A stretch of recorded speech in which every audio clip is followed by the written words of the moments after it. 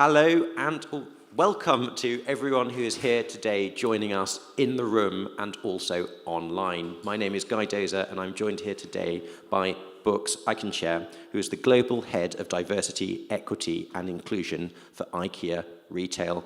Books, welcome. It's an absolute pleasure to have you here with us. So, Books and I were talking before this session started, and we obviously had to discuss the fact that in this entire forum, this is the only time that there are only men at the front of the room. And we agreed that we might turn into a meme. However, we still thought that the conversation was very important and we were going to have it. And if anything, I think that shows us just what a fantastic job the European Institute for Gender Equality has done. So I'm going to start off by asking Books this question. Why is gender equality important to IKEA, and also why is it important to you personally? No, thank you very much, Guy, and it really is a pleasure to be here. I've been looking forward to this, and when it comes to gender equality, I think maybe I start with why it's important for us at IKEA.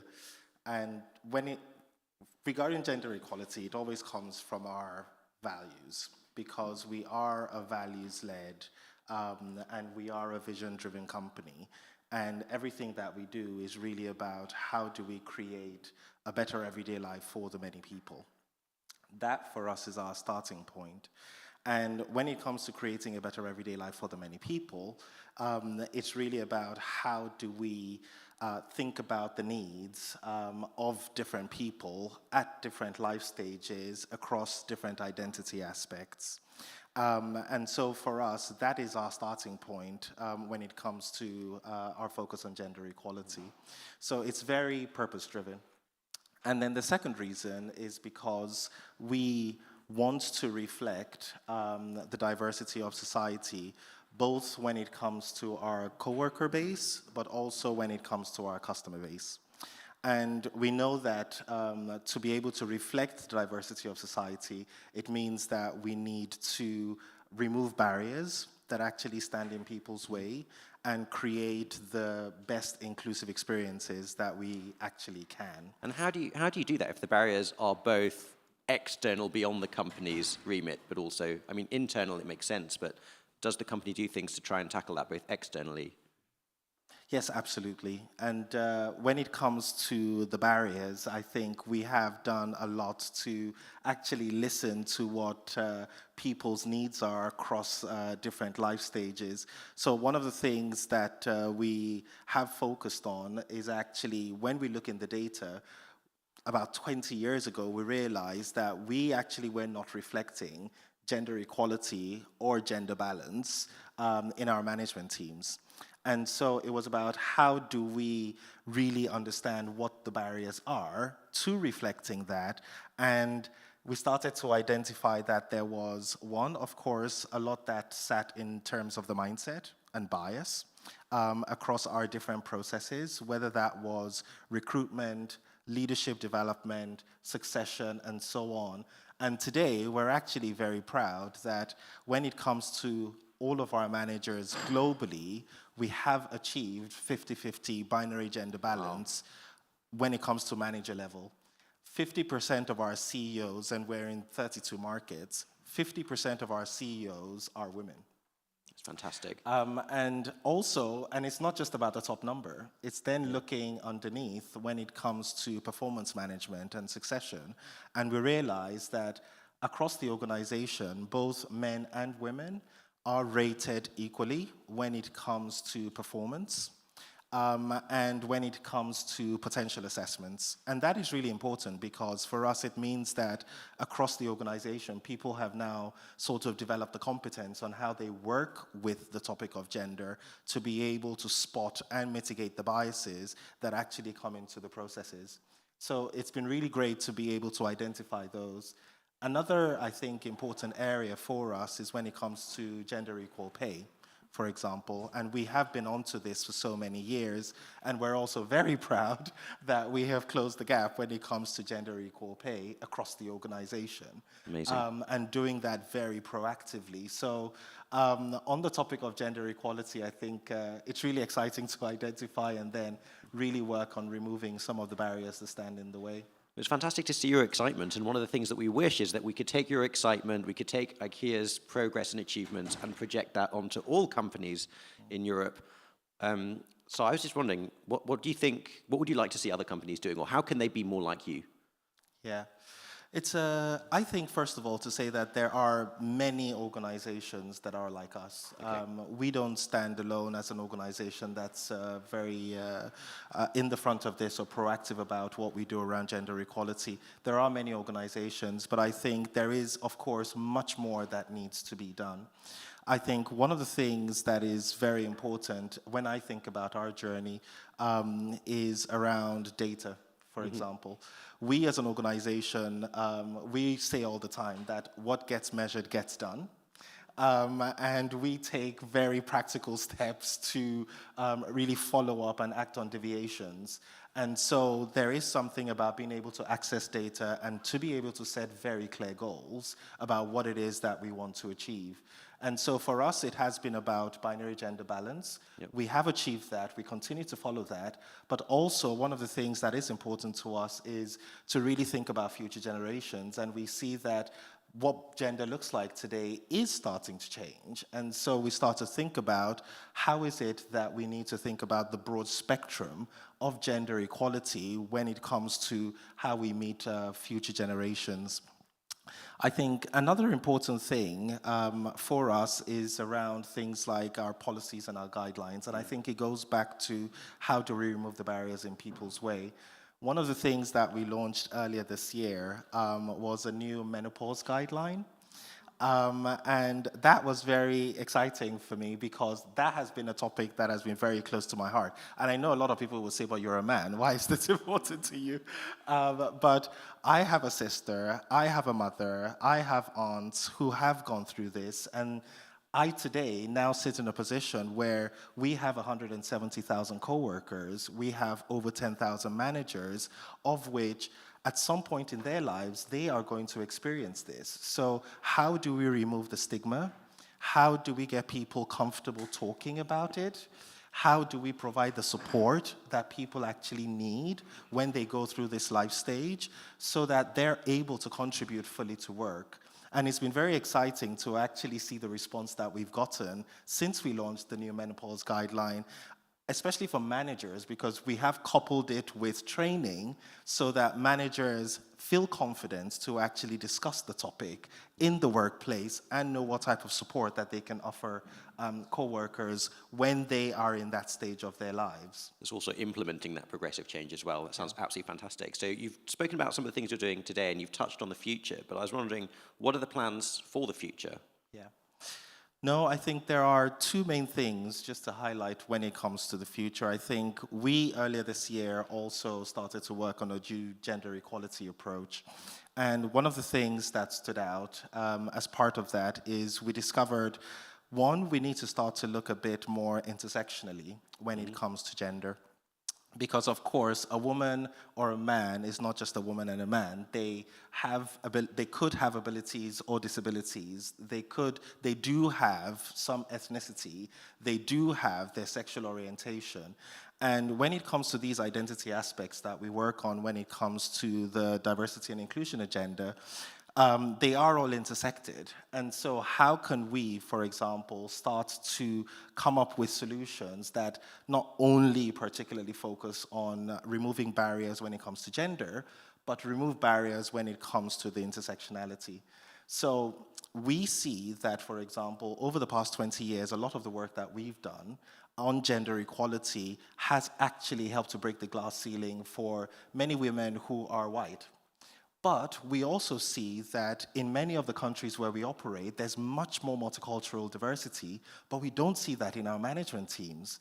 So we're now starting to think about what are the additional barriers, for example, that women with multiculturally diverse backgrounds actually face to get to management positions. And so that is part of the work that we now want to start to focus on. Another area is around care responsibilities, because we see today that the landscape of the care load is changing. And that is now changing not just because because in previous years it was about a woman would have kids and she has to take care of the kids and the family and so on.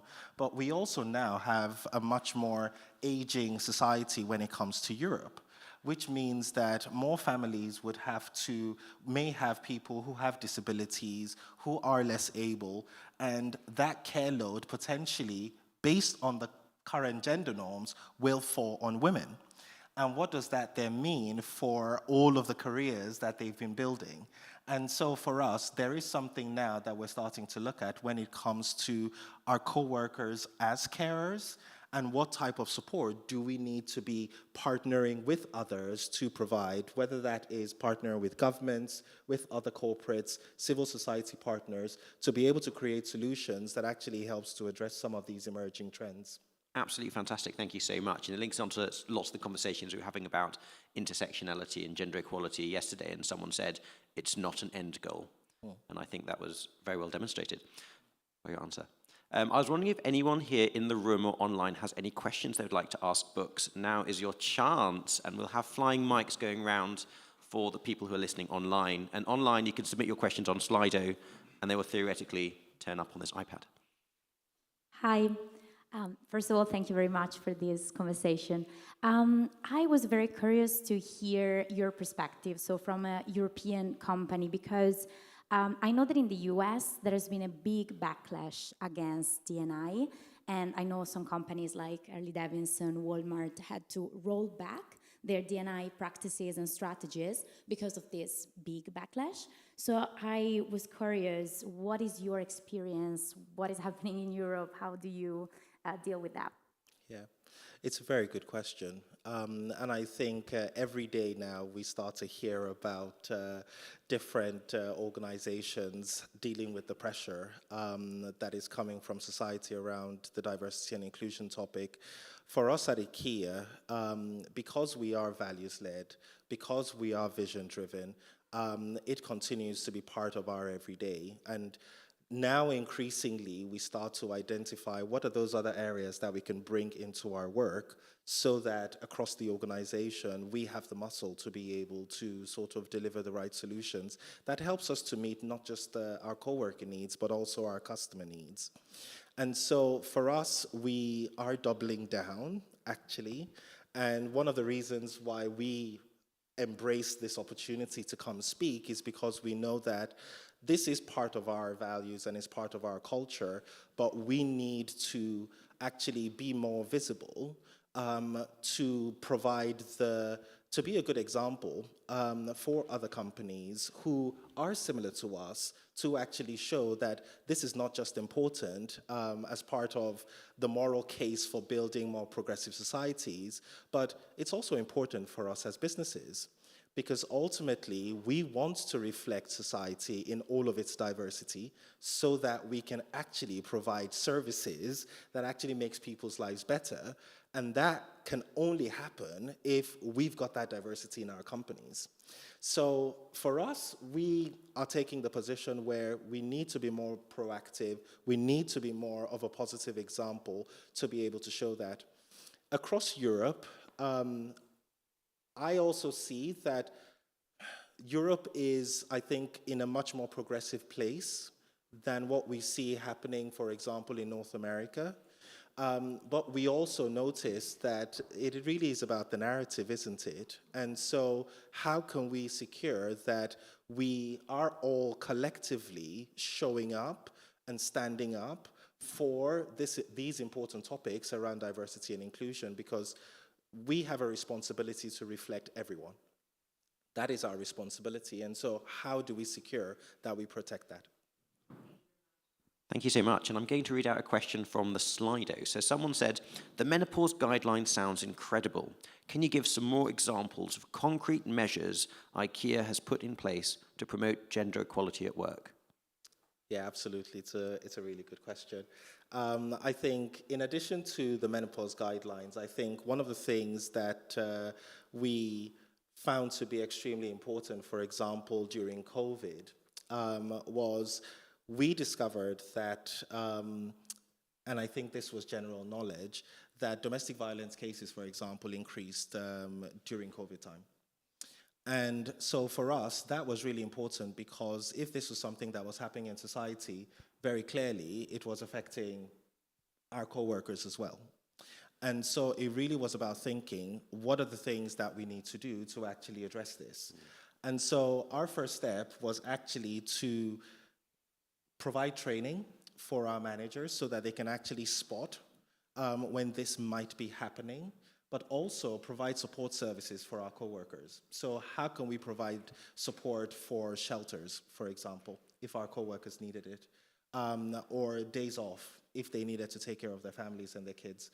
So those were some of the measures that we put in place. But in addition to that, we also felt it was our responsibility to raise what is happening in society, because we are a life at home brand, and what happens in homes is important to us.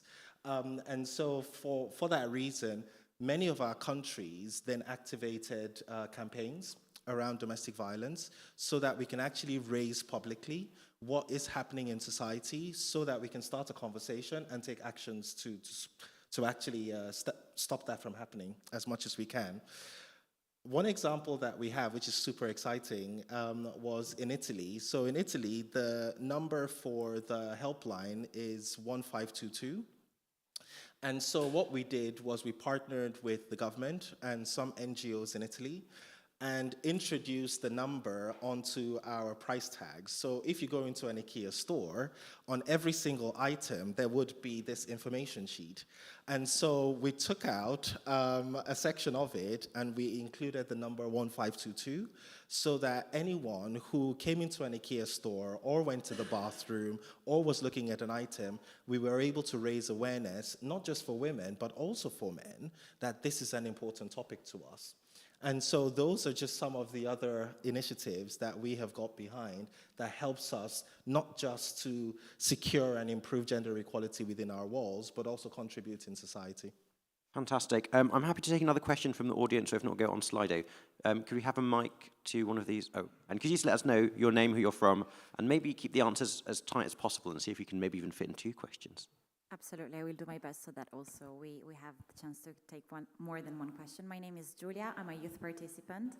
Thank you so much and congratulations to you, to your work and to IKEA. It's brilliant to hear that you achieved full gender equality in management positions. So once again, congratulations, it's a big sign for society. I had a question around recruitment. So how do you ensure inclusive recruitment and how do you secure diverse talent in IKEA? Really good question. I think 2 things just to raise quickly. One is around bias in recruitment. And so one of the things that we do is, of course, in addition to training our recruiters on how to mitigate bias in the recruitment process, it's also about how do we have diverse recruitment panels so that we can bring a lot more diversity into the selection process. And then another thing that we've actually done in recruitment is we no longer ask for salary history, because we realize that for many years, women have actually been negotiating lower salaries than men, which then, of course, impacts our gender equal pay. And so one of the ways to actually address that was to stop asking for salary history as part of recruitment so that we can actually address that in a very direct way. That's a fantastic example. And I think hopefully if you've got time, within 60 seconds, we can ask the question and answer it. Over to you. Yeah, very quick. So I'm Chris. I'm also a youth participant, and I recently entered the corporate world. And although I work in Sweden, so I noticed a lot of equality in the workspace. But one thing I did observe is I work in the marketing department, and I was the first man to enter the department, so it was women-dominated, women-led. But then when I was having conversations with the sales department or the IT, that was also very male-dominated. So then my question is, have you observed these kind of more hidden patterns on where each gender decides to lean into in the corporate world? Have you done something about that if you've observed? And what would you say is like your suggestions or recommendations for how companies should move forward when it comes to that? And you can do that in 11 seconds. I try my best. Brilliant question. The answer is yes. And we have such an amazing example from our digital So in digital today, we know that this is a function where it is much more male-dominated. And today, our management team globally for digital is gender-balanced. And that was a journey that took us about 10 to 12 years, but it goes back to my earlier point about what gets measured gets done. So we use the data to focus on it, and we put our energy behind it. And I think for many organizations, data on gender is something that we can all access. And so it's then about how do we use the data, address it with the mindset, and follow up. So that's really critical to be able to make the movements. That's 2 minutes, but well done, both of you anyways. I just want to say a huge thank you to everyone who's here in the room. Thank you to those of you who've joined online, and thank you to those of you who have submitted questions, whether in person and online. And a huge thank you to UBooks for coming and sharing your expertise. Please give him a round of applause. Thank you.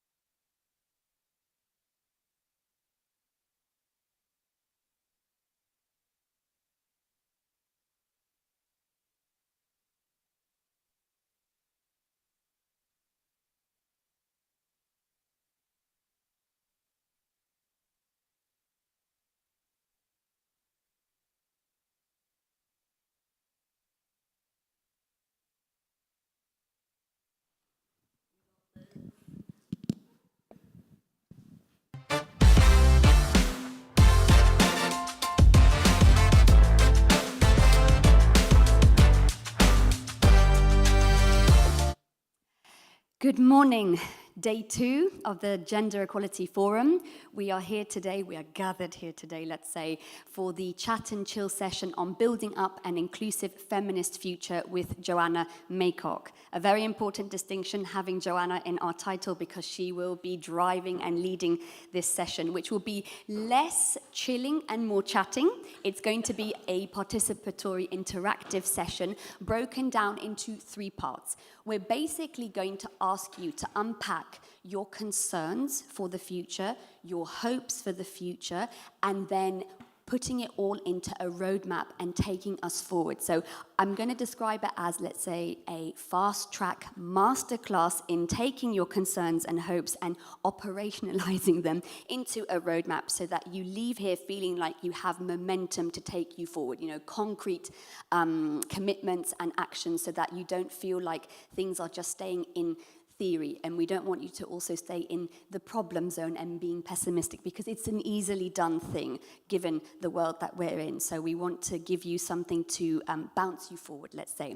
But before we begin, I'm not going to introduce Joanna because it would be a disservice to her myriad talents. So Joanna, tell us who you are, what you do. Please proceed. 20 minutes to introduce myself. No, when you said all of that, I thought it sounds more like less like a fast track, more like a very high-speed TGV train, doesn't it? If we're going to do all of that in 20 minutes. Are they high speed though? Yeah, another question. So yeah, I'm Joanna. So I've been living and working in Brussels for astonishingly 32 years. I was born in the UK, but I also grew up partly in France. I've got a Dutch mother. I've had a Belgian passport for many years as well. And I've worked all that time, really, in civil society, non-governmental organizations, fighting for social justice, and particularly for women's rights and gender equality in the world, in Europe, and even in Brussels, right? So even in the city where I live, I'm part of a collective which seeks to build bridges amongst diverse women. Brussels is the most diverse city on earth. To really build bridges, to build conversation, to build understanding, to build belonging, and to build hope as well. So I'm a feminist activist. I support different organizations and social movements in integrating feminist principles and practices into their leadership models, so really transforming power, transforming leadership, and into their organizing models. So how do we organize for change and for an inclusive feminist future for all? I told you we're in really, really good, capable hands, if not more. So without taking up too much time, I want to start asking you so that we can build up this kind of two-way conversation, many-way conversation even. What has been the most impactful gender equality achievements? No, we're not doing with hope first. We're doing concerns first. No, we want to leave on a high. Excuse me, sorry. Put you down, then bring you up. Absolutely. So, riffing off of the last day as well, from the sessions that you have attended, the key learnings and takeaways, what are the biggest concerns to achieving gender equality in Europe? Can we have a flying mic going to someone who would like to take the floor? We have Julia over here. Hello. It's working. It's working. Good morning, I'm Julia. Thank you so much for the amazing introduction. I think I left yesterday after the amazing conversations, the amazing workshops, feeling very enriched, but also one question kept popping in my head, and it is, we're talking about gender equality, which is about including everyone, yet we're still very much talking in binary terms. Mm-hmm. So my fear was, we are progressing, but why are we leaving so many people behind if we are only talking about men and women? What about people who do not identify in binary terms? So how can we progress, including everyone, truly leaving no one behind? Do we want to hear one more concern, and then we can reflect on that? I think we should take a few, actually. A few? Do we have to? We have to. Okay.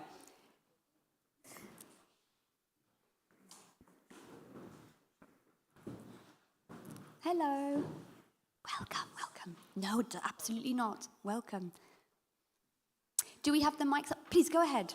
Yeah, so my concern is coming from another place. I think, here we are with our allies and we have these amazing conversations, but we can discuss, something. Some people will say, like we have to be more inclusive, etc. So there are some things we don't agree on or can have a discussion, but in general terms, we will say women's rights are human rights, etc., etc. But we are not living in a vacuum. And I think what is concerning me is that on Monday I went to the Council of the EU. I'm the advisor to the State Secretary for Gender Equality in Belgium, and we had a discussion about demographic future of Europe. And the atmosphere in the room is we have to make women to make more children because we don't like immigration. And this is actually the narrative that is coming more and more to our conversations. So I don't think we are in the same rooms. And I think this is concerning, that we have different conversations on a political level now. We're still having this kind of operating in silos. No, I think it's just that the political narrative is changing. We're not speaking about gender equality. Well, we're still speaking it, but we'll just give it lip service and we just move on to something completely different. Go ahead, yeah. And then we'll go to you. Partly linked to what she said, is that I think we are not giving too much attention also about the economic aspect, the economic perspective about independence, like financial independence, how to start, how to continue, and how to reach the gender equality on our own. I don't know how to say so. And I think this is a topic that is not so well discussed, and especially in practical terms, which tools can be provided or not. That is.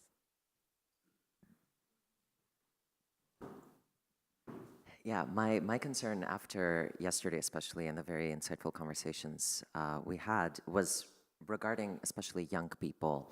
I think we have to take into account this lack in trust when it comes to institutions. So we see a declining trust in our lawmakers and policymakers because they don't really take our voice into account. So my concern is if we don't focus enough on building that trust and creating an environment that actually brings all the different voices that make up the gender equality movement, for that matter, how can we move forward and how can we ensure that the policies that are being implemented are the ones that this generation and future generations are actually needing? Anybody else still on concerns? On concerns, maybe we can hear just one last one, and then I'll put all of my concerns into the mix as well, right? My main concern is looking at my day-to-day life, the people I meet, I feel like we are in a little bubble here, not little, but in a bubble where, everyone agrees and yeah, we all believe in gender equality, while it seems that the other side is becoming even more going back to the traditional family and, traditional values, and especially young people as well. So it seems that the divide is becoming more and more strong, and especially so in my day-to-day life, sometimes I don't even know how to respond, to some claims of people who are, again, don't even believe, in a different kind of family. So yeah, this is a big concern of mine. Yeah, and just on that point, I've been hearing a lot about how is it Gen Alpha? Sorry, I'm like a couple of generations before, so it's Gen Alpha current. Yes. Yeah. I'm hearing that even from them, the ideas are setting in at such a young age, Exactly. and it's solidifying. Exactly. One more, yeah. Thank you. For us, I work for Make Mothers Matter, and the concern is we have been working since many decades already. Of course, changing the idea of families and the mother. But my concern is the far right now that is trying to sell a social idea model, as somebody just said, pushing families and mainly women, of course, of Europe, to have more children, with all the problematic that we are facing towards migrant mothers. and minority mothers and vulnerable mothers. And we have not been finished with the big issue of unpaid care work, among other things. So we are asking mothers to be everywhere, which is very good because we can do everything. We can be trained. We can have a family. We can in Europe decide that we are in a good position, not as many of our members from Africa, etc., where they cannot choose to be a mother or not. But then we are not solving this mainly male construction of our society, that is the care work, household, or caring for your beloved ones, is mainly on the shoulders of mothers.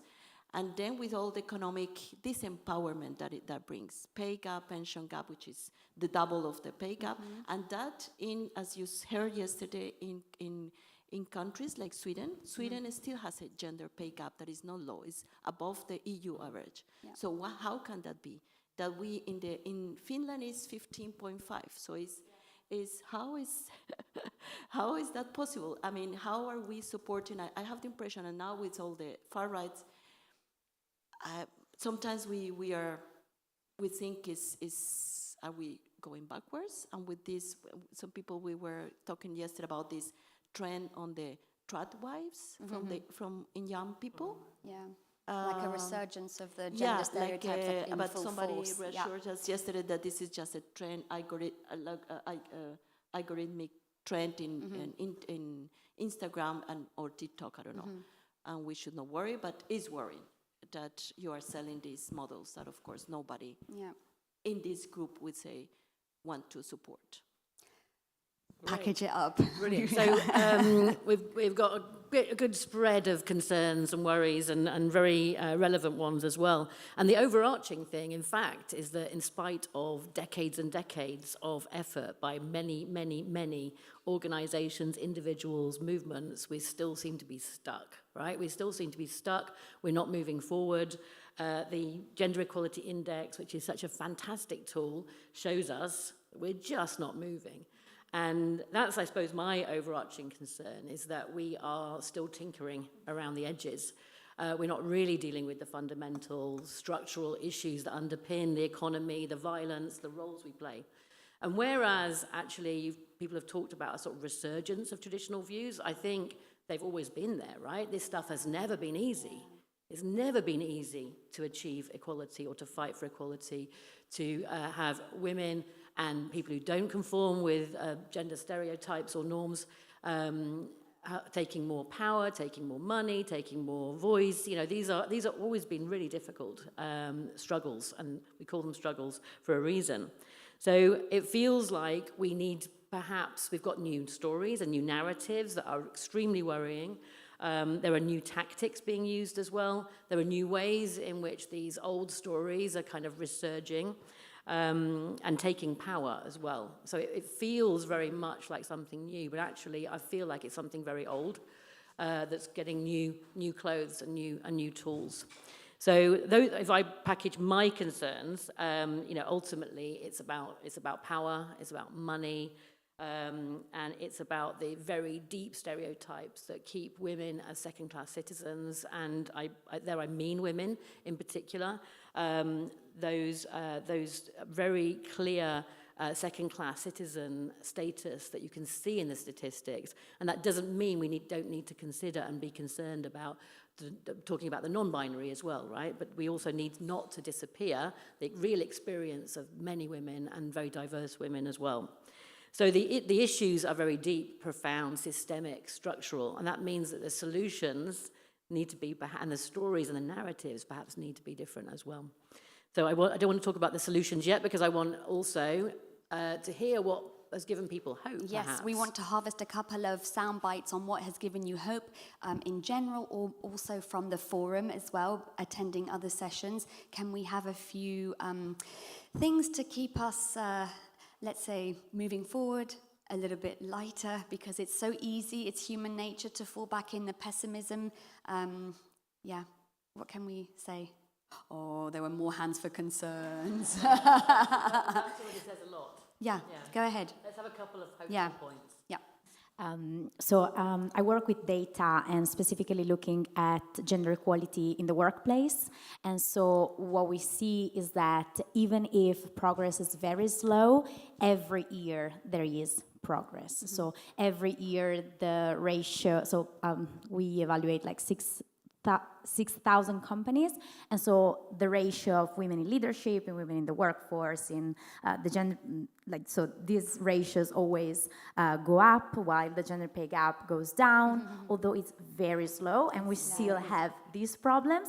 Year on year, there is progress. So I think this is where we can see hope. So we are going, towards a better future, but it's just too slow. Yeah. Got a couple more. Yeah. So I think what really gives me hope is women's and feminist and radical activism that I see, like when you come from a generation and you see that there are so many young people that really are progressive, and you may feel alone, but then you just go see collectives that are on the streets, that are online, and I think they're carrying out the torch, and they may not have exactly the same views as you have probably, and you can have a very interesting conversation, but it seems that it's still alive. We may see those, as John was saying, those narratives coming on, but there's also the counter wave there, and this is, I think, something that we should be proud of. I think something that both data and experience is showing, that women are becoming more and more independent financially, which I think is very, very important coming from a developing country. So when, for example, observing, because I'm a woman migrant, right, and the approach is usually that there is a man migrant who migrates and the woman as a dependent migrates with him, but actually statistic is showing that every second migrant now is a woman, and every third asylum seeker now is a woman, and those usually become the providers in the family, and at least economically they are the ones who are also there getting jobs, and they're more dependent on themselves rather than the male. And this aspect and mindset changing I think is a very good positive change and giving hope. One more, and then we do a quick roadmap. Go ahead. Maybe so we have hope that now care is being talked, it's been verbalized. We have been working for decades about unpaid care work, and the people didn't kind of understand, and they thought we wanted to keep mothers at home and caring for the children. And now it's been taken also very importantly by environmental actors, because care is not only what we produce for us, is what we produce to our family members, of course, but it's more than that. It's caring for the environment, it's caring for our societies, it's caring for our countries, it's caring for where we are. And that, I think, we are linking with other actors that usually we were not so close to, and that brings me hope. And of course your work at AG, because everywhere we go, and I know many organizations, and everybody here is citing your work, and that gives us a kind of this is a statistic. The evidence to say serious. that we are, Okay, in less than a minute, package it all up, take all of this and give us a roadmap. Well, those of you who know me know that I've been working on this stuff for over 30 years, right? So I'm a hopeaholic. I'm somebody who believes that hope comes from action. And I feel there's so much opportunity to galvanize power, collective power, build movements. Not often we talk about young people, to answer your question, as if, are we going to hand over to young people now? They're going to do. I feel we've got to really work across generations to learn from each other, to build really inclusive movements. That means sometimes going deeper into conversations where we might have different views, but it also means reaching out and building a much broader movement for change. We have a lot of allies potentially that we often marginalize through our very inward-looking conversations. Now is the time to really build power, build collective power, seek allies, think about new ways of storytelling, building new narratives that really include more people. And I think that's where some of the movements in the far right have been really successful, is in kind of reaching out to new people. We need to do that and not spend our whole time arguing against them, but actually building our hopeful stories that I think really most people want to be part of, building a world which is more caring for themselves, for each other, and for the planet. And that is the sort of inclusive feminist future that I'm about. Thank you. To take you away, please find your inner hopeaholic wonderful. Thank you for your engaged insight. Thank you.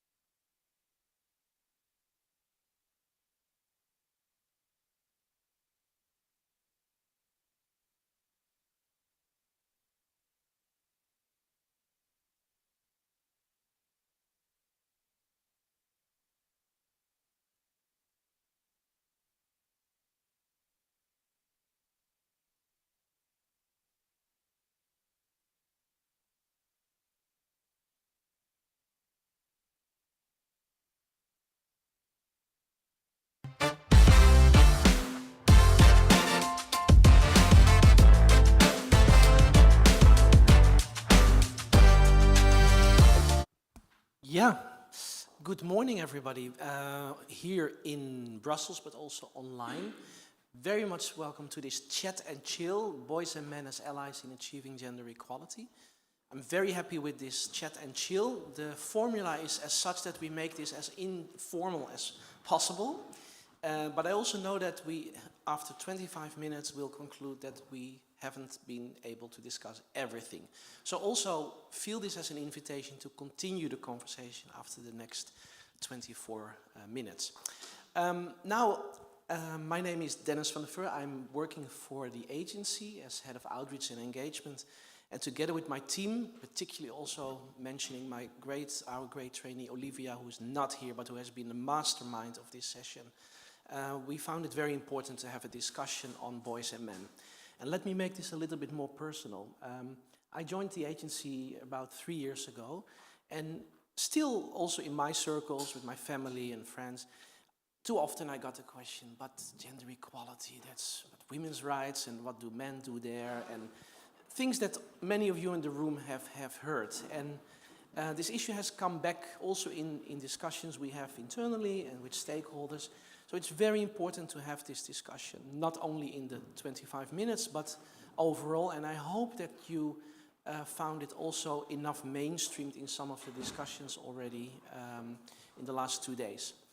I have two great guests with whom we have been speaking also before, who I would like to introduce themselves firstly, and then we get into the conversation. We start with Martin Speer, please. Directly hand over to Helene. Okay, thank you, Martin. Well, great to see you all.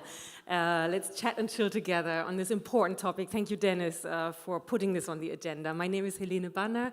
I am the founder of Let's Just Be Imperfect Ladies. That's my own business, and initially I started it after my 10-year career at the European Commission. I was a spokesperson, speechwriter for the president of the European Commission at a very young age, and having been that young woman in the room very often, I created a business to support more women in leadership roles, to feel confident in my work, and that brings me here today and working with Martin.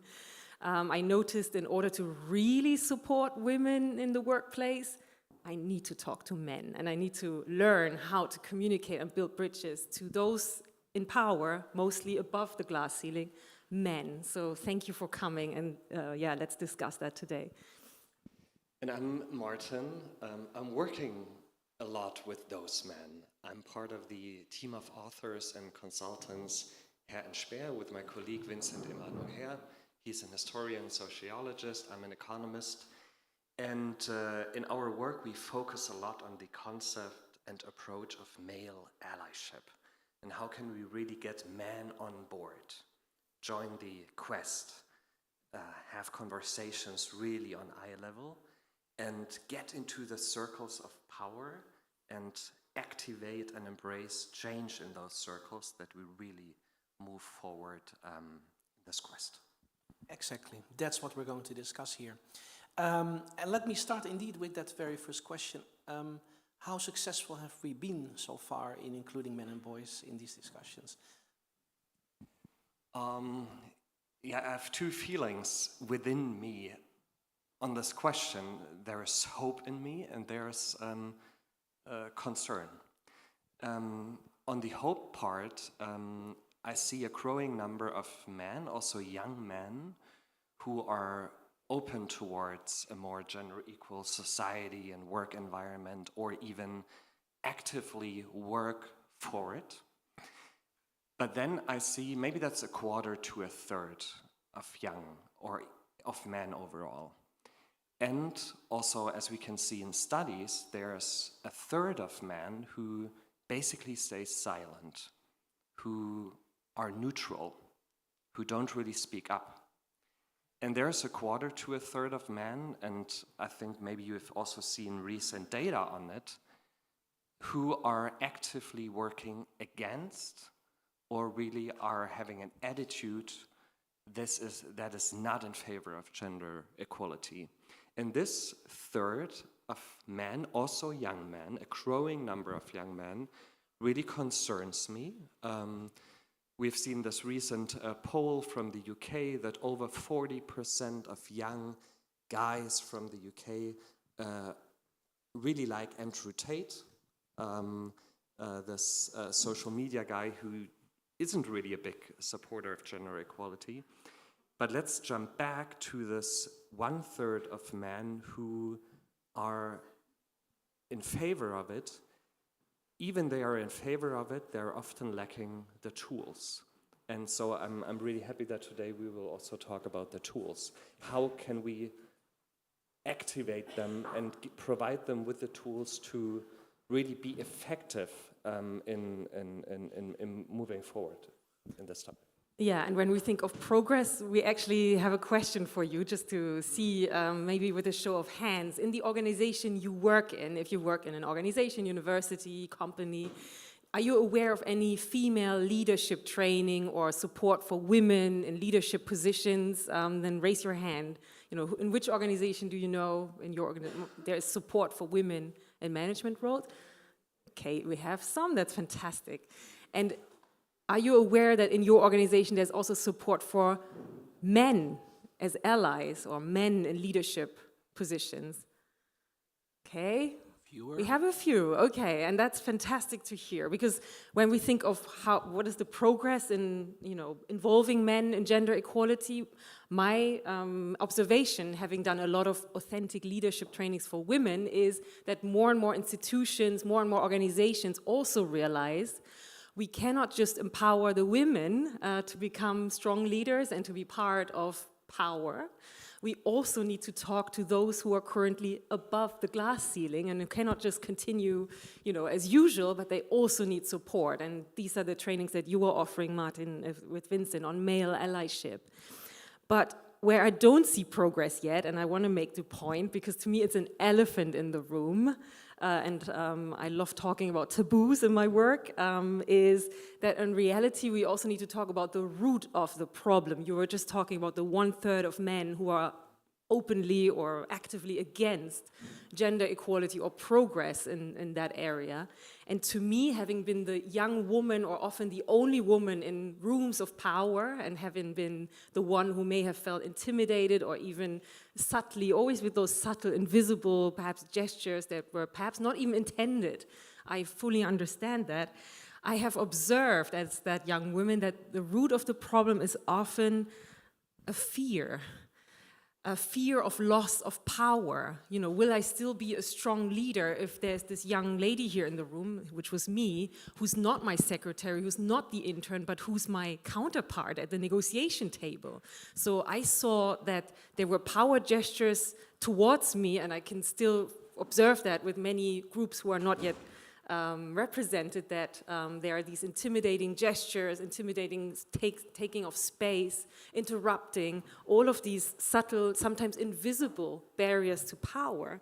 And that to me, and we need to spell it out, is a confidence issue of many men. And I say that with a lot of compassion, because I work with so many amazing men who I have seen, and I can see it today with a lighthearted, because I've been working a lot on this, who I could see they were lacking the tools to communicate with me as their counterpart with respect and in a professional way, even if I could have been their daughter, even if I'm a young woman. And my question to the future is, and this is really the question I think we need to talk about when we want to make progress, how can we support men in power positions to still feel confident and to be confident leaders, even if the composition of the boardroom changes, even in a changing time where leadership means something else, something more diverse, even if the colors, identities, experiences change in decision-making rooms. How can men still feel confident? We need to give them the tools and spell it out, in my opinion. Let's make this a little bit more concrete. Can you give us a case example, a typical example, or any example about a man you worked with and how you addressed this issue with him? Yeah, the first thing I want to be honest about, I was so young, I didn't address it. And I want to say that on behalf of so many women who, in those moments, just freeze, who are like, I'm confident. I'm a professional. I was a spokesperson of the European Commission. Of course, I could do my job.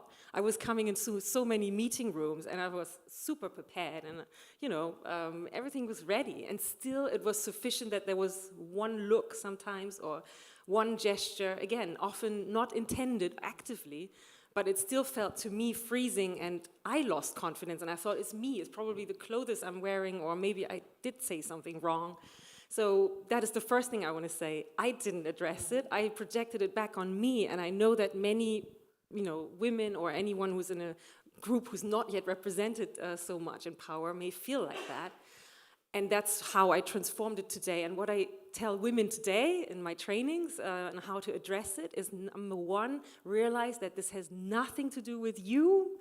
These are intimidating gestures. If we feel intimidated, and if we cannot show up as ourselves and with our voice in that room safely, then nothing is wrong with us, but something's wrong with the room and the work culture there. This is the first thing, to come back to ourselves and think, okay, something's wrong with this situation or with this person, but not with me. This is to stay strong here in the core, and to realize if I feel intimidated, it's probably in reality this person who's intimidated by me because I look differently. Maybe I have a different gender or experience or nationality or accent or hair. And to stay, focused on what we wanted to say, and to realize even if we may be alone in that situation, we're not, because we need to keep going with our voice. And working with men in a high leadership position, how do you work with him? Yeah, maybe we can first ask Martin, because you work in so many male spaces, and I'm happy to come back. Good. I mean, I think there are different angles. One is really making it a topic.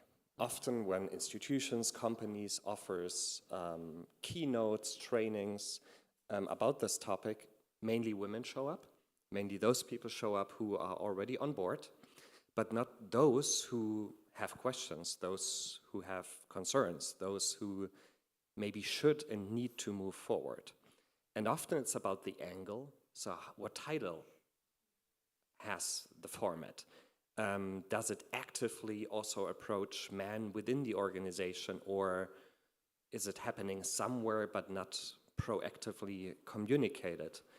And also the format itself, does it offer a space to start a conversation on eye level? Does it also provide room and space for the concerns men are having? Because often we see in our work, working with hundreds of men over the last years, that there are questions, that there are concerns, but they're often not actively spoken out. Or sometimes also male leaders in top positions don't really have the language or the words to express what's going on within them. And then not speaking it out, you keep it in yourself, and this is not really a very healthy thing. I mean, I think a lot of men practice this. And at the same time, it's also not giving the organization and teams the opportunity to move forward and grow. So I think there's a lack of communication, there's a lack of language, words, and there's a lack of providing those spaces for this conversation. Because as you said before, when we work with men, they're complaining, there are those female leadership trainings, what is about us? Okay, I don't know if you need it, but yes, I think you have a point that we need those spaces where we together can have a conversation about why we need progress, how does it work, and how can everyone be part of this journey forward? Yeah, and I can only confirm this experience being a communicator myself. It is definitely, in order to build bridges, we need to stop lecturing or blaming or shaming, which I understand that we may sometimes do that because we have made experiences that are painful, hurtful, perhaps, having been excluded and frustrated. But there's also, I understand, so much frustration for so many men in leadership roles who say, oh, my career is over. It seems that because of the quota that I have to step aside. And I agree with you, Martin, we need to give those spaces where men can actually voice that openly and safely as well, even if it may not always be the right thing to say. I realize listening first is very important. taken seriously, seeing eye to eye level, because when we start lecturing, my experience is, of course, what happens, the other side closes down, because when somebody feels attacked, you cannot really communicate, build bridges anymore. But if we really say, for example, this is what I do in my trainings with men now, is I really share openly how I felt as a woman in a meeting room when I was the only woman or one of the few, without blaming, but just sharing the experience. And if we talk to that, let's say, 1/3 of men who are generally open and who do not have the intention to discriminate anyone, even not with subtle gestures, they're most of the time like, I had no idea that this happens to you on a daily basis. So just sharing the personal experience is so powerful. And often they don't know about those moments you were just, I think, hinting on. Taking space with your body, how you use your language.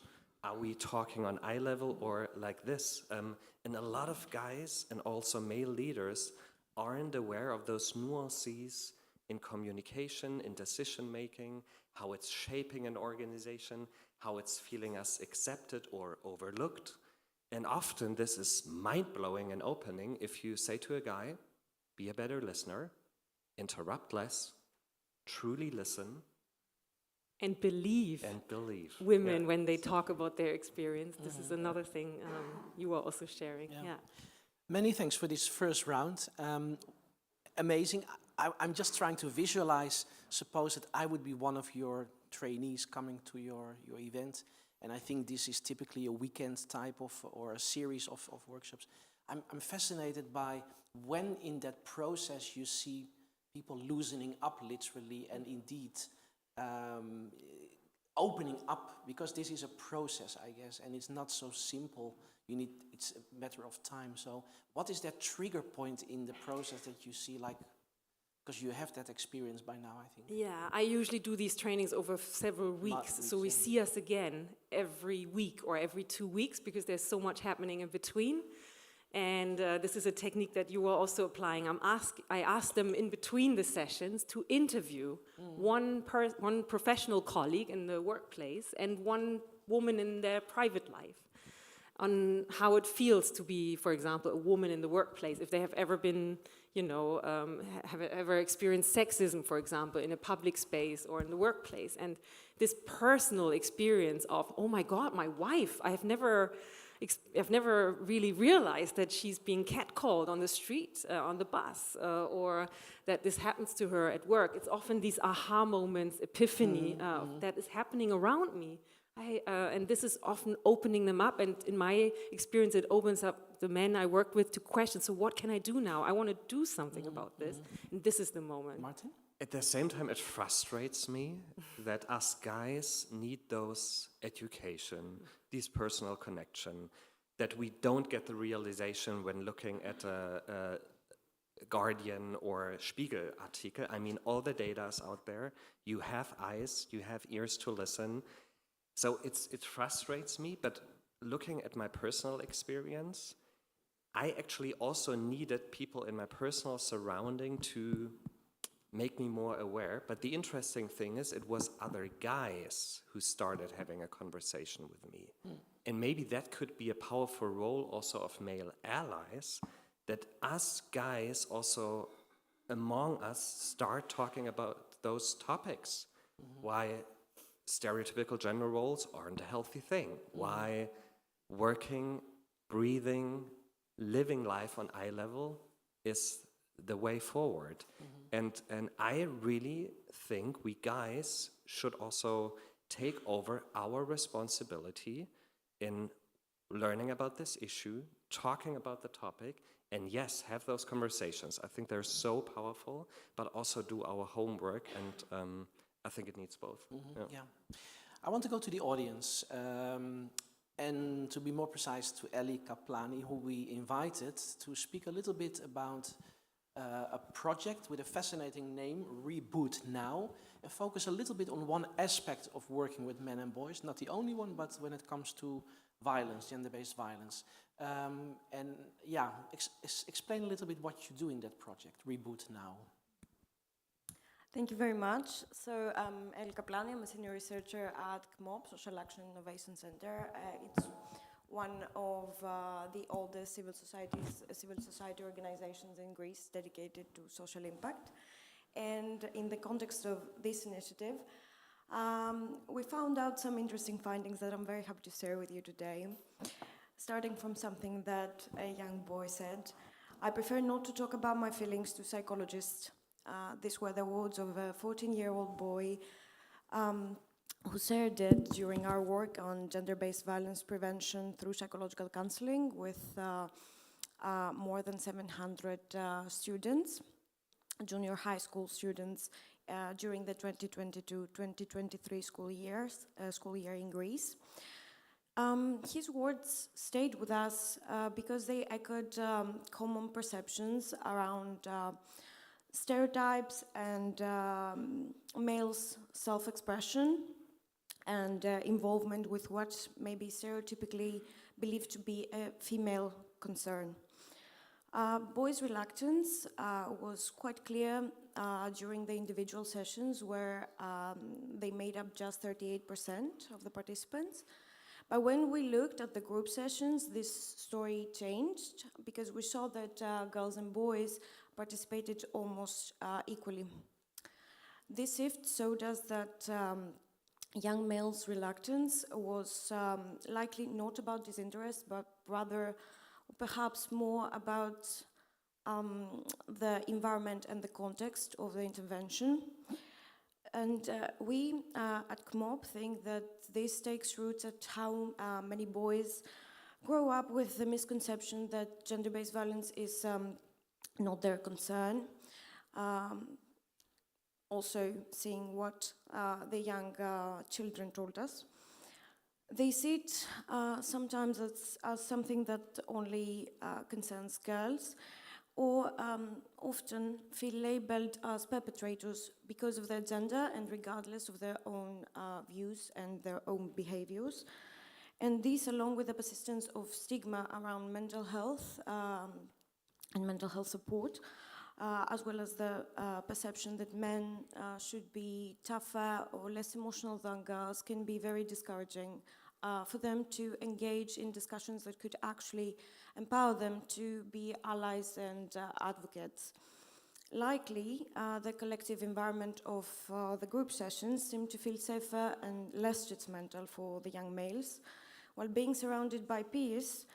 And with this equal participation that we saw, this created a sense of belonging, making it easier for them to express themselves and engage in an issue from which they're often left out. In our opinion, these findings underline the urgent truth that we need to focus on awareness-raising actions, not just to combat gender-based violence, but to ensure that boys and young men understand their essential role in preventing it. To truly tackle this, we must demystify the perception that gender-based violence is a female-only issue and confront the stereotypes that perpetuate violence, meaning that boys need to feel that they're part of the solution, not sidelined or stigmatized. And simply involving them is not enough. We must also create safe and inclusive spaces, environments where they feel encouraged to express themselves openly, where they feel part of a collective effort inspired by the power of shared goals and shared voices. And to our opinion, this collective efficacy is key. Group settings and youth-led initiatives can help young people feel empowered to take an active role in shaping a more equal future.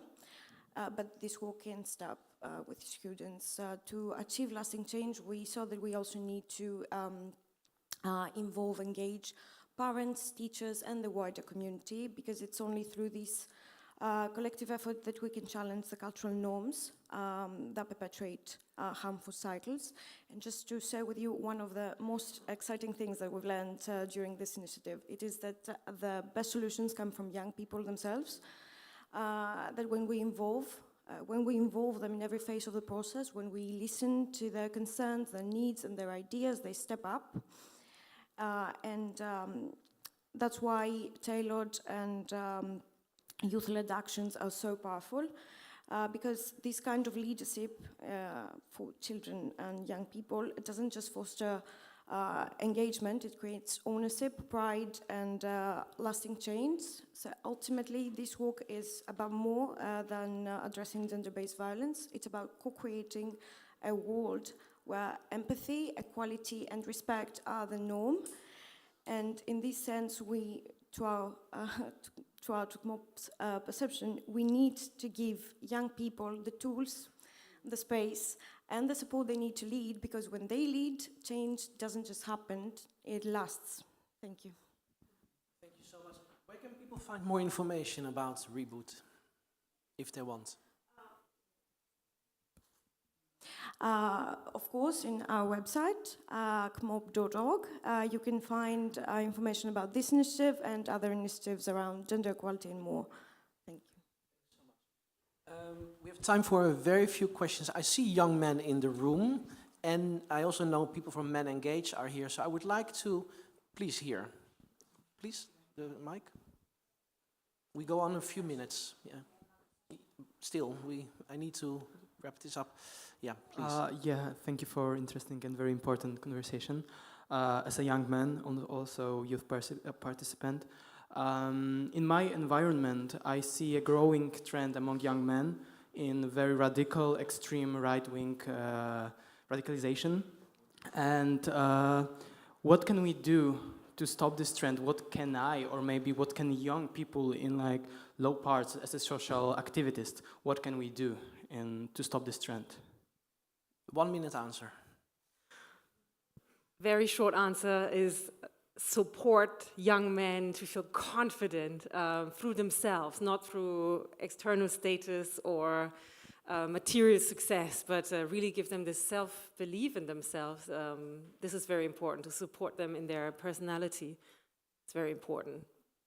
Very Martin? short answer. Ask people like Helena to visit you. No, but also really giving them the idea that times of change are also times of opportunity for them, and that patriarchy isn't always a nice thing for guys, and we really have to wake up that feminism is also freeing us and is an opportunity for us guys too.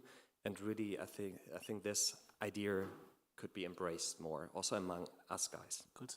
Many thanks, everybody. I need to close this session because there's a group waiting, but they will be around very quick. Helena Valas, Ministry with a long name from Slovenia. Okay, so my question is, do you think that the situation in the power rooms would change if you would increase the number of quotas? Which means that adding a number of female doesn't mean that they lose their jobs or their positions or power. So would that change the perception of men? Quota. Yes, of course it does.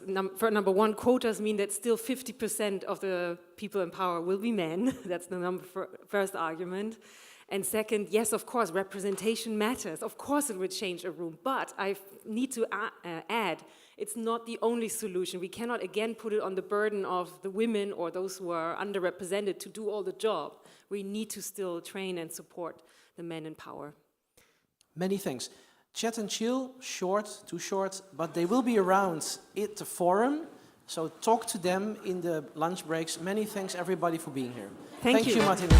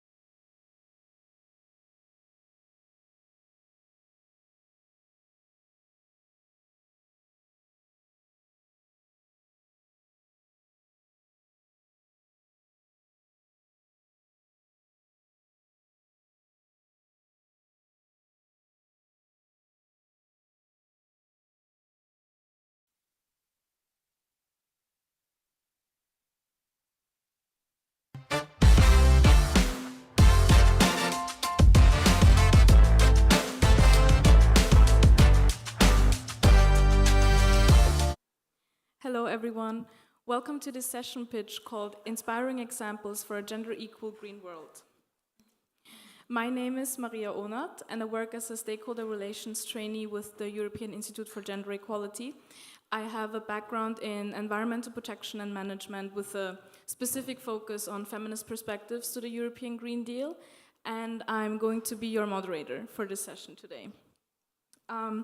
Today we are going to hear from 2 different good practice owners who will share their projects with us, and this will be followed by 2 short Q&A sessions where you can ask them all of your questions. But before I'll hand over to them, I'll give you some more background information about this topic first. So we all know that climate change is one of the biggest challenges of our time. And to counteract these developments, the European Commission launched the European Green Deal in 2019. It aims to reach net zero emissions by 2050 while promising economic growth decoupled from resource use. And it also wants to make sure that no person and no place will be left behind. However, we all know that climate change has critical impacts on human rights and inequalities as well, especially gender inequality. And to understand these gender dimensions, the European Institute for Gender Equality launched an information campaign about the Green Deal and gender equality last year. And it produced a report that presents 12 good practices, which basically talk about how gender mainstreaming can promote the green transition in general. And yes.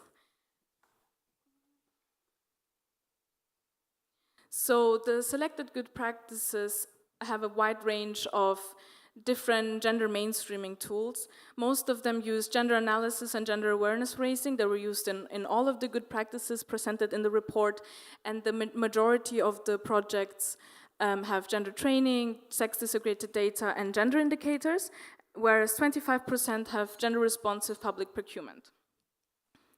So, as I mentioned in the beginning, we will hear from 2 different good practice owners, and the first pitch is going to be from the Milan's Gender Atlas, which is a manual for a more inclusive city. And then you will have 5 minutes to ask your questions, and after that, I will hand over to Oxfam Belgium, who will introduce you to an educational tool that has women at the heart of climate change.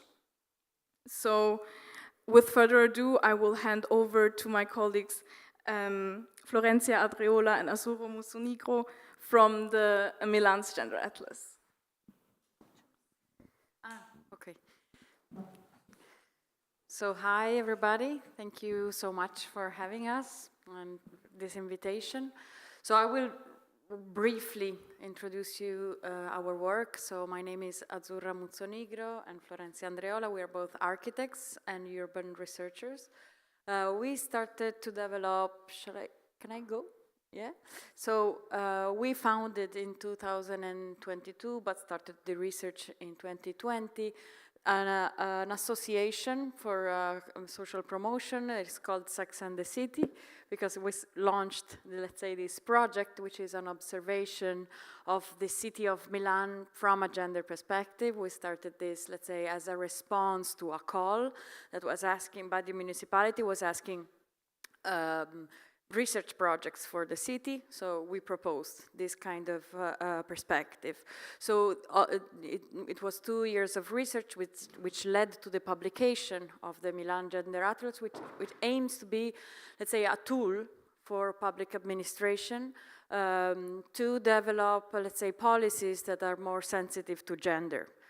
Okay, so let's say following this publication, we, let's say, developed a proper methodology, which includes, let's say, as you were saying before, you know, data that are disaggregated by gender and mapping of what is there and what is missing. So, let's say, an atlas should be, let's say, developed together with public administration because it's addressing them for producing a more inclusive policies, let's say.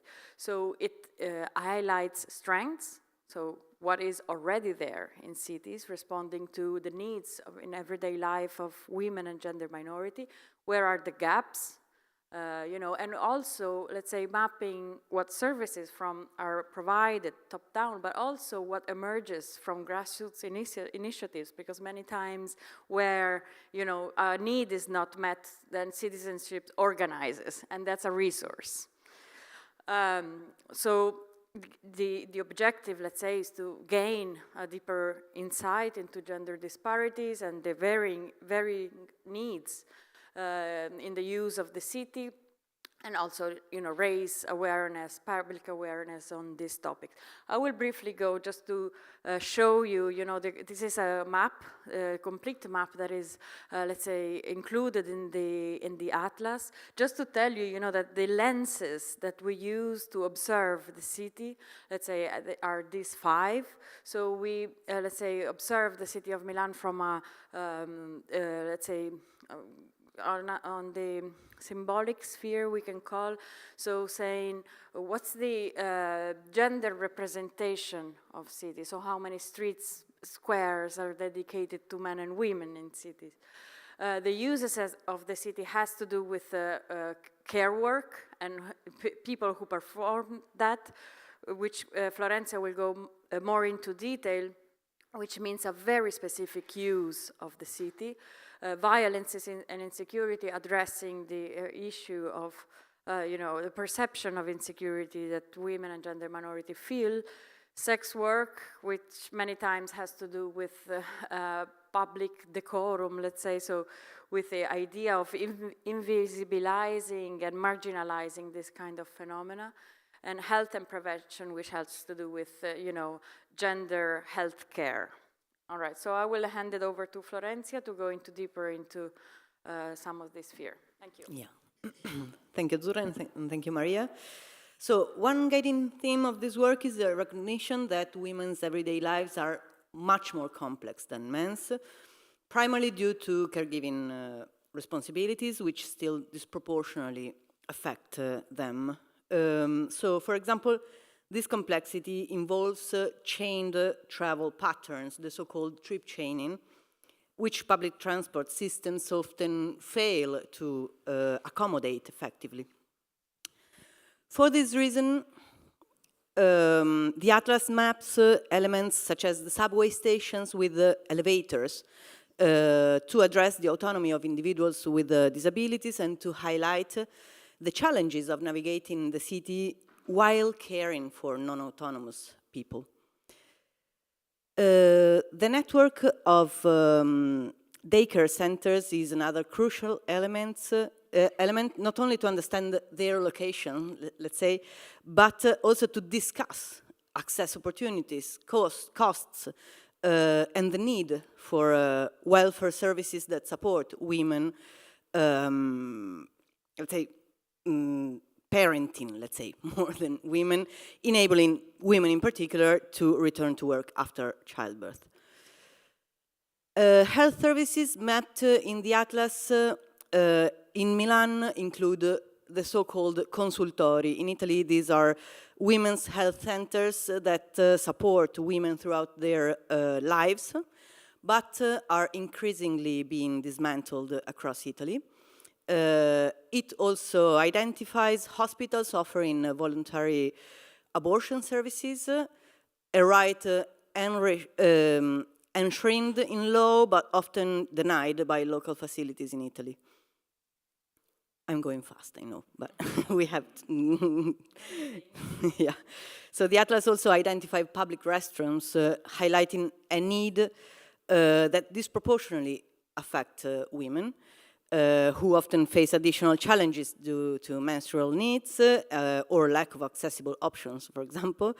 Many, for example, in Italy are forced to purchase items at cafes to access restrooms. So it's quite important to understand if they are there and if they are free, for example, or accessible and clean. And also, a big chapter that the Atlas examines is how fear and violence shape urban life. By mapping areas perceived as unsafe, it provides public administrations to, let's say, with data to tackle the underlying causes of insecurity. Importantly, this is not to stigmatize certain neighborhoods, but to address factors that make some areas perceived as less safe than others, and so we can take care of them and work through this issue, which is really, really serious. In this sphere, let's say, the Atlas also maps anti-violence centers, which in Milan, although coordinated by the municipality, retain significant operational autonomy. And this reflects, let's say, the grassroots origins of these services, which play a critical role in supporting survivors.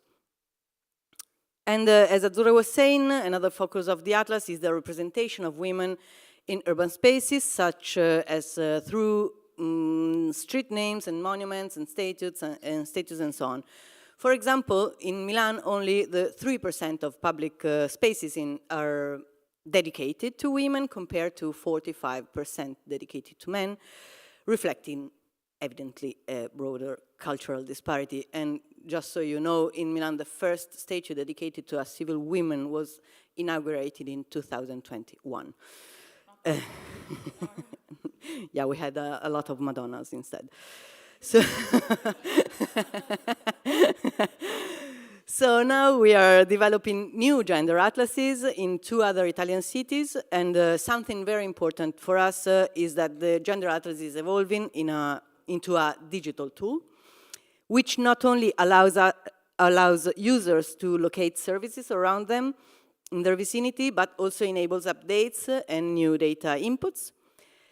This transformation aims to make the Atlas a dynamic, interactive resource that supports the organization of everyday life for women and gender minorities. And of course, it would be great to develop gender atlases also in European cities, so to shed light in other contexts and offer the possibility of a comparison among different cities. So we hope the explanation was clear, but we are here to answer any questions. Thank you.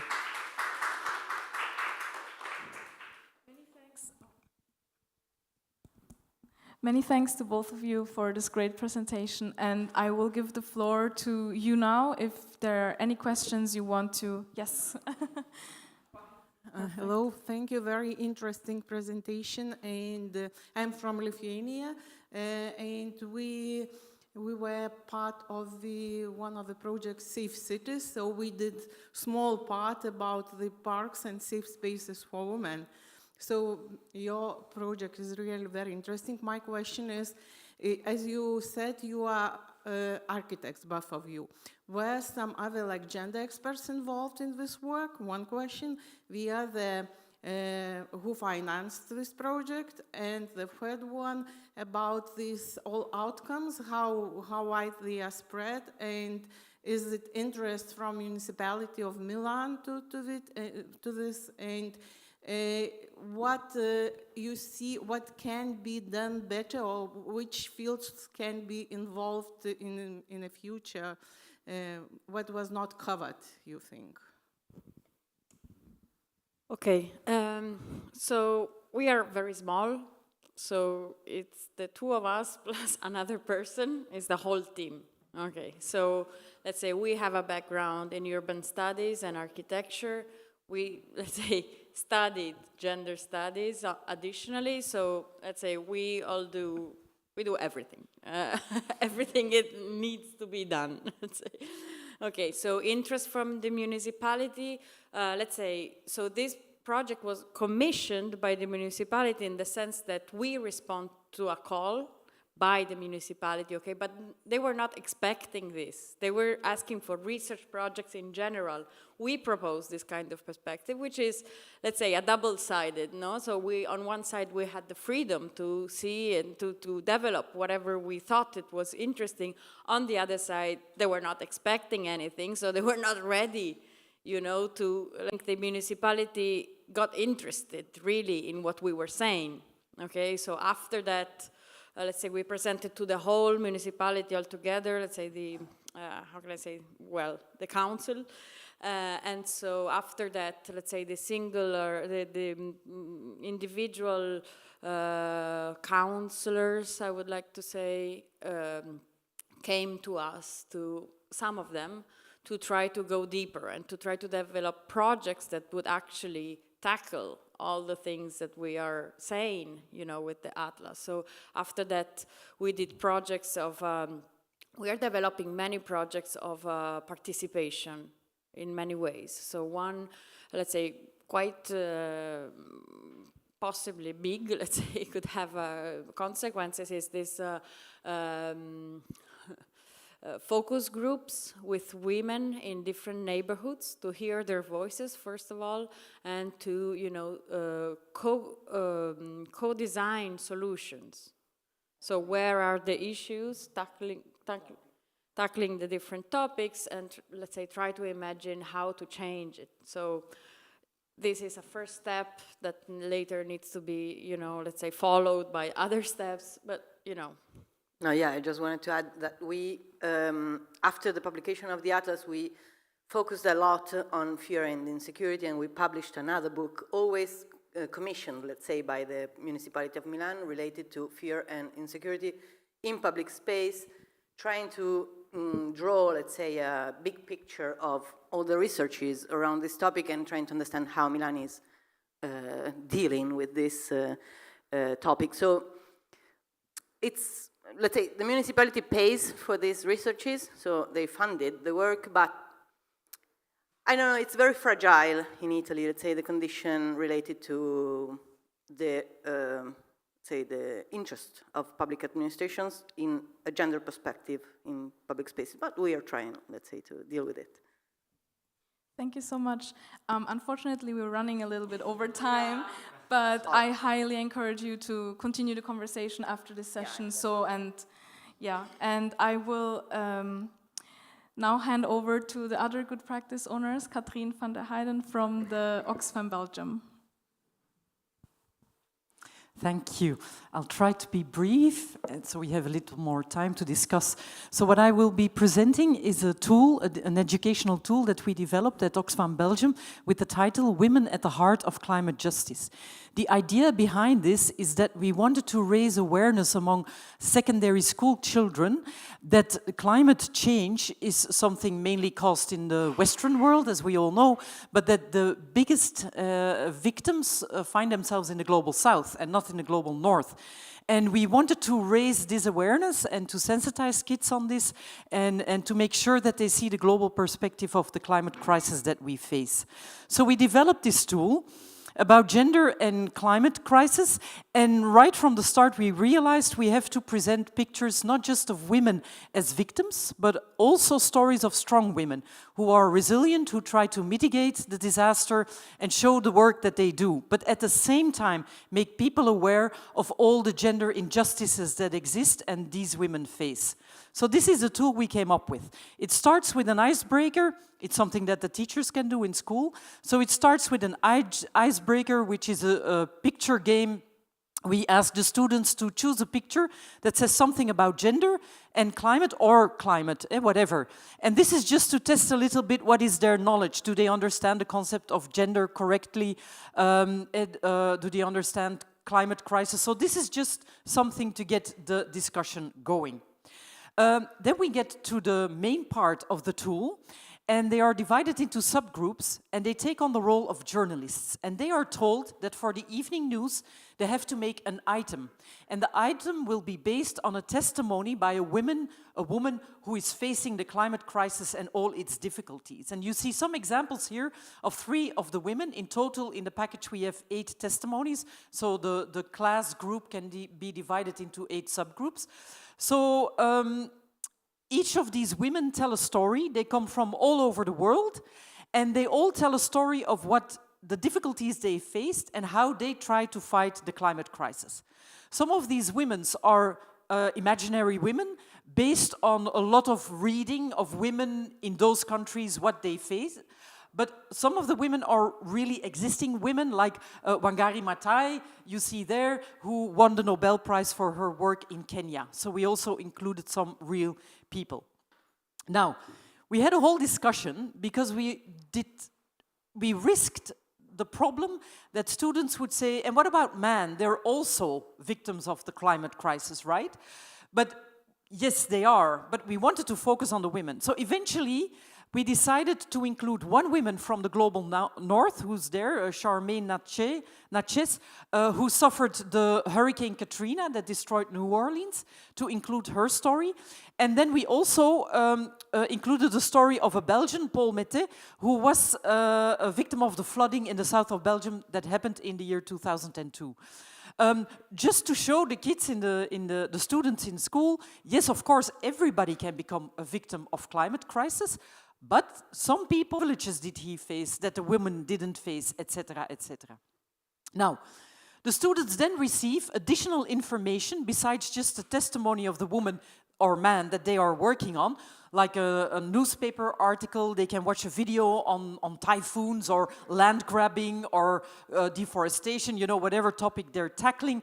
They get some additional information about the country because a good journalist will base an article on different sources. And then they make a little video of the news item where they present the news item. And then we end the training that they can present all their videos together. And so they watch all the other testimonies as well and the articles made about these things. So they get to work and it gets a really interesting discussion going about what are the gender stereotypes that hold back women to get equal rights and you know, when they have to face up to privileges that men have and they don't. And on the other hand, it also starts the whole discussion about climate crisis and how it is unequally divided between the ones emitting CO2 and the ones suffering from CO2. So it's a complex issue to link gender and climate, and we hope we did a good job here.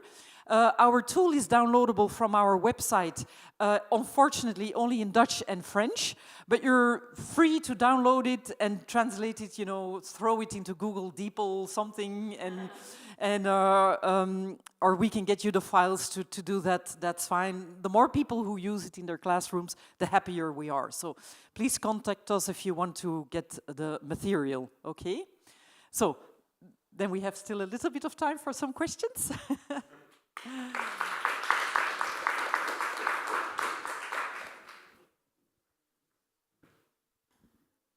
Thank you very much. Thanks for the presentation. The tool looks really interesting.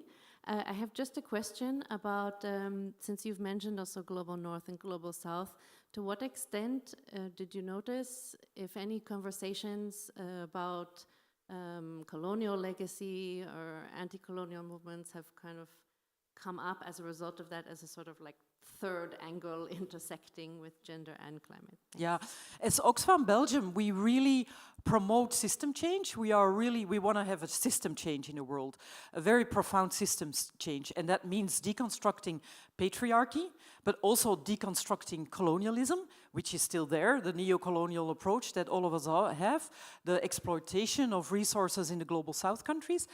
And we also want to deconstruct the economic system, which is very neoliberal currently. You know, I don't know if you've heard about the donut economy, but it was invented by somebody working at Oxfam.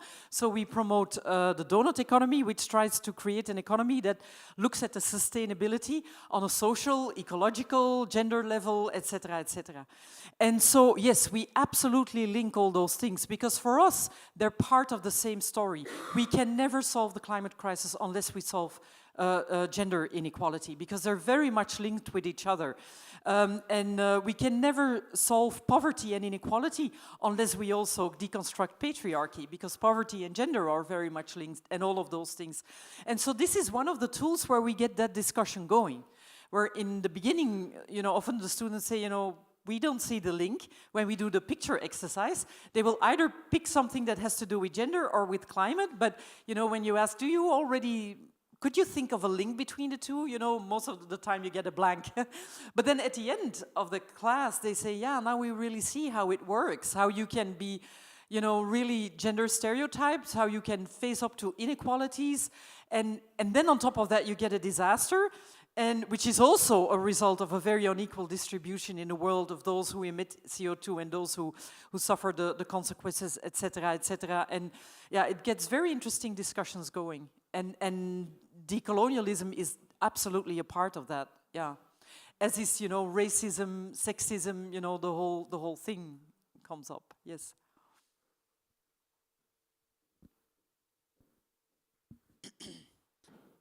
Hello, my name is Almudena. I come from Spain. I work in the international cooperation sector. I know Oxfam plays a big role. And your presentation, your tool, which I think is amazing, made me think about the work that I do in my everyday life. And I think you've focused your tool on education. I'm kind of wondering if you've thought, or Oxfam has thought, to extrapolate also this to the work that you do in international cooperation, because I feel I work in climate change as well, and I feel like I always struggle about explaining to my colleagues why gender is a fact to be taken care of seriously in climate change. And I think your tool perfectly explains in a very simple way, and it gets the conversation going about how to, like, where the inequalities are. And I think it could be a very useful tool to also raise the level of consciousness in the decision-making process, because I feel like I work for European contracts, and a lot of the time I see like gender is just like a checkbox that needs to be marked, and there's no real change. Yeah, I can only concur with what you say. It's extremely problematic to get gender properly integrated in the European Green Deal, for example. As some of you might know, currently in the Green Deal, they are making the Social Climate Fund, and that means that every European country has to draw up a Social Climate Fund projects and strategy. And very often, you know, when it is about social climate fund, maybe a little bit of gender is integrated there, and they might think about these things because women are poor and they link it to poverty. But it's very minimal, and it's absolutely not enough, and a huge amount of work needs to be done. Now, we do try this as Oxfam Belgium. We actually have a gender climate specialist, expert.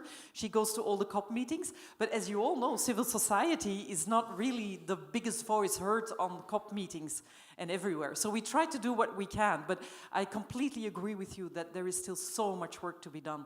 And I would say for anybody out here who's either governmental or non-governmental in this organization, contact your member state governments now and talk to them about the Social Climate Fund and how necessary it is to integrate gender into that, because they might completely overlooked. One of the prerequisites for them to get the money from Europe is that they have to consult with the non-governmental organizations. They have to consult with civil society.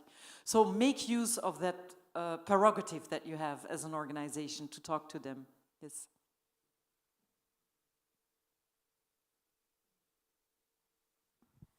So if there are no questions from the floor, we got a question online for the Milan's Gender Atlas, which is, what were the practical outcomes of the research? Did Milan municipality transform the research somehow into some concrete actions?